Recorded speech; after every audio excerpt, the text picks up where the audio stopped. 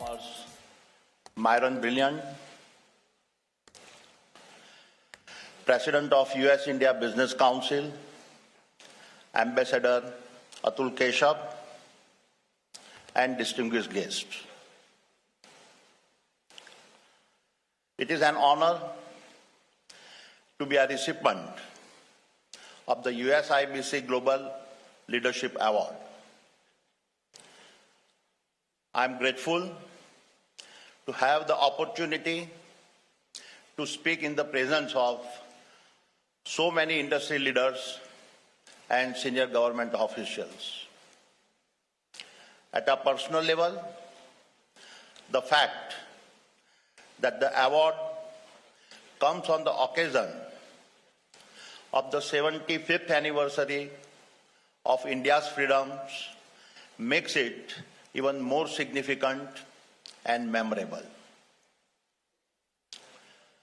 The theme of this summit, maximizing the next 75 years of US-India prosperity, is impeccable in terms of timing.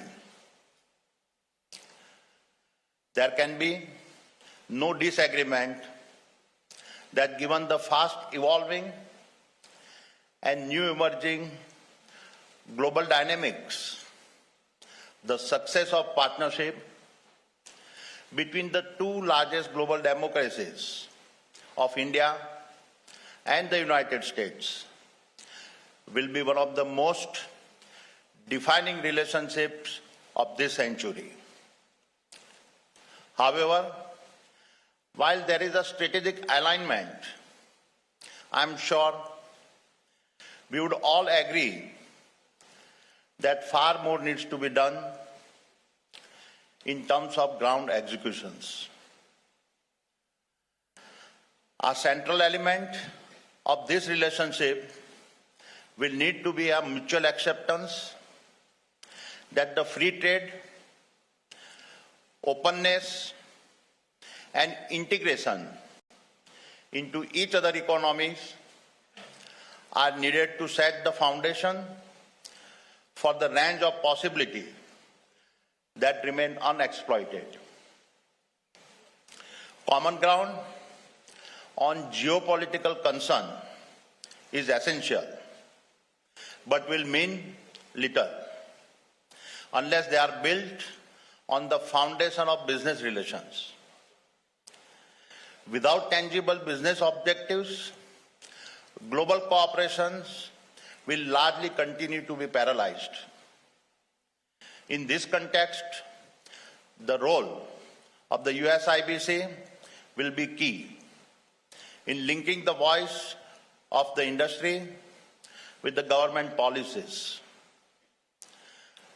The need is immense and the stakes are massive given the current world order.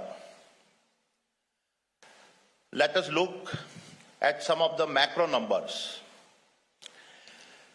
If we fast forward to 2050, the combined value of the US and Indian GDP is expected to be a staggering $70 trillion.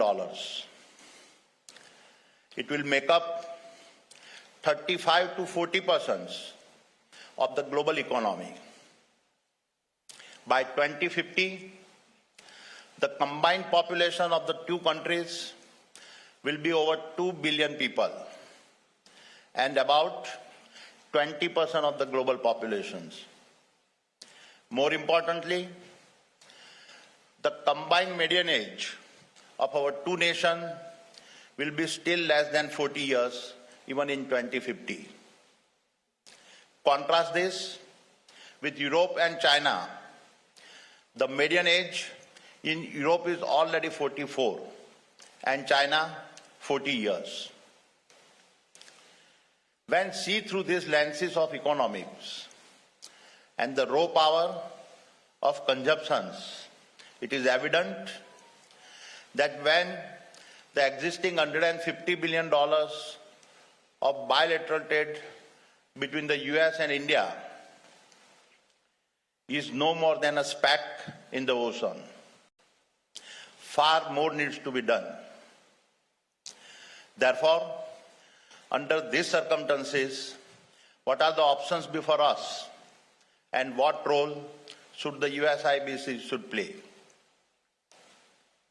To begin with, while negotiators from both our countries have struggled to reach a deal on a trade package and tariffs, I believe we are closer than ever before to address the open matters.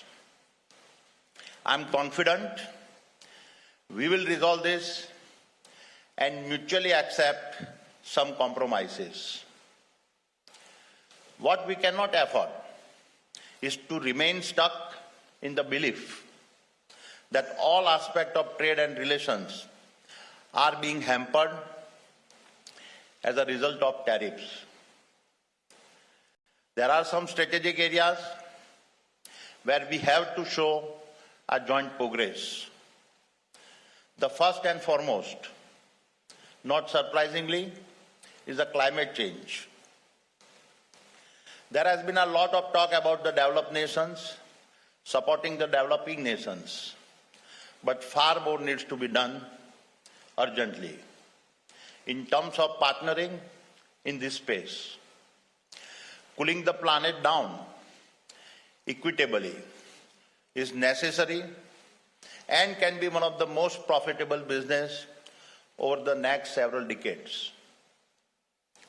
With the signing of the US climate bill into a law, both our nations must find a mechanism to benefit from this massive stimulus. The government have done their part. It is now the job of the business to find a way to collaborate. The Adani Group has already committed $70 billion to these efforts. This will see us building 3 gigafactories in India, leading to one of the world's most integrated green energy value chains. This will extend from polysilicon to solar modules, complete manufacturing of wind turbines, and the manufacturing of hydrogen electrolyzers. As a result, we will generate an additional 45 gigawatt of renewable energy to add to our existing 20 gigawatt capacity, as well as 3 million tons of hydrogen, all of which will be completed before 2030.